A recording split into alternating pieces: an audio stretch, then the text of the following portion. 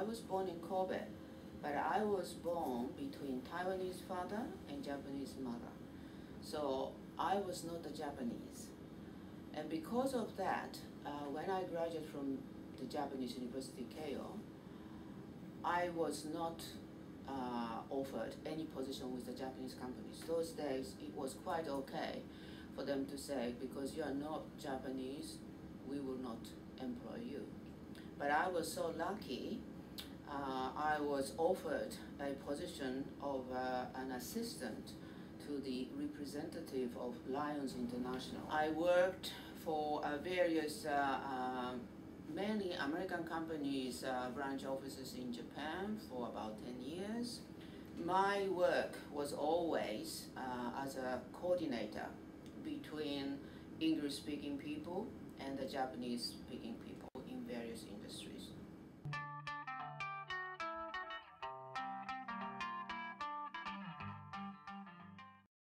In business, depending on what you are doing, something is cheaper in Japan.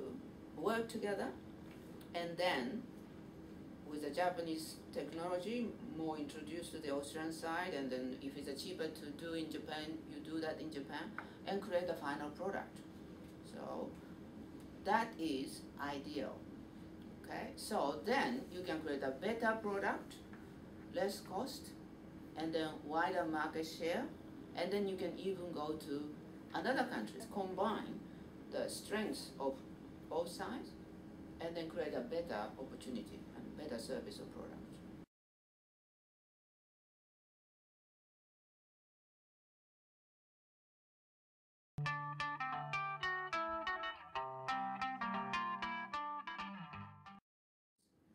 In Japan, not to express your own opinion is more like a virtue. If you are going to do business with the English-speaking people, or even Chinese or whatever, if you don't say, they don't understand, right? I mean, in Japan, what you say, Anmoku no ryokai, it never happens, right? Japanese students don't say anything. They take notes, and when you sit for the test, they get the best score. But other students think this Japanese student is not clever enough, he or she doesn't understand anything. When you talk about the business, there are so many good products, good services, good technology and everything in Japan, but they are not very good at promoting to other people, particularly foreign countries. That's what they have to learn how to do it. The problem with particularly the Australians, from my point of view, through my own experience, is they're very short-sighted. Okay? Now, to create a successful business opportunity, it just doesn't happen suddenly. You have to be persistent, you have to keep doing it. And then also, they keep switching. We have to look next 20 years, 30 years. China has got a very long-term view. Japan, Australia is very short.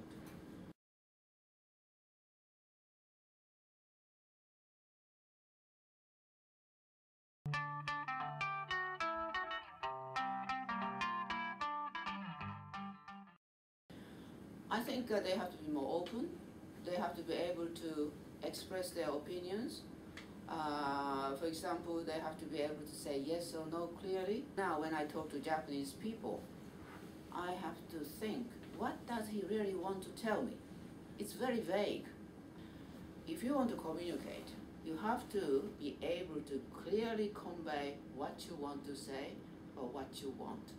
And I think that is one of the biggest problems of the Japanese. Not only business people, Japanese people.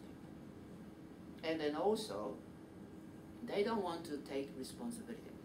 Sometimes you have to be brave enough to say, yes, I like it, or I don't like it. Not, well, let's wait until other people say something.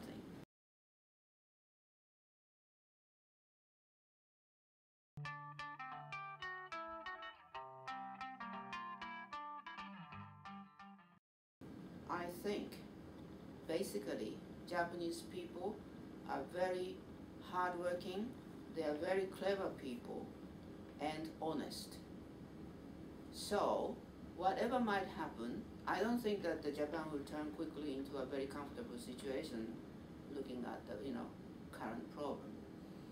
But I strongly believe Japan will become, again, a very strong country in the world. And it's up to you young people, how you're going to support Japan. After the World War II, the Tokyo, everything is all burned down. There was nothing.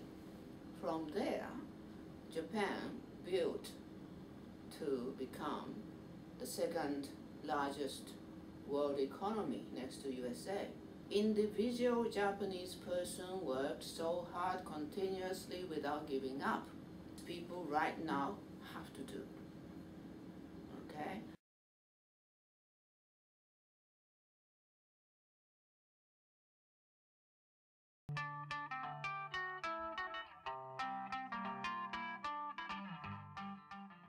I strongly believe there is a hope, a willingness between the business people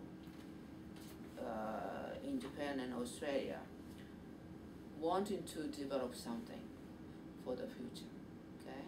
But it takes time, and when it takes time, you can't afford to have a short-sighted attitude, which unfortunately Australians tend to have, and Japanese slightly longer, but still Japanese people tend to think maybe instead of going to Australia, maybe go to Malaysia or China or whatever. But I hope it will change, and then I do believe, you know, if you believe, it's going to happen.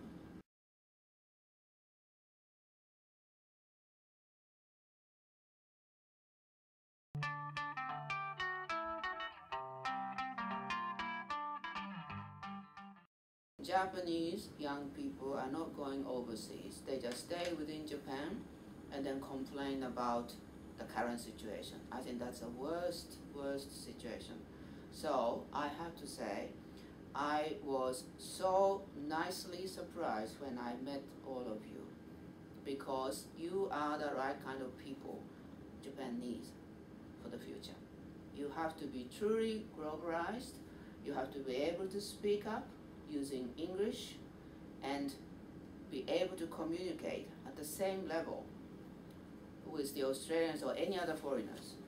I want to see, before I leave this world, the Japan strong again.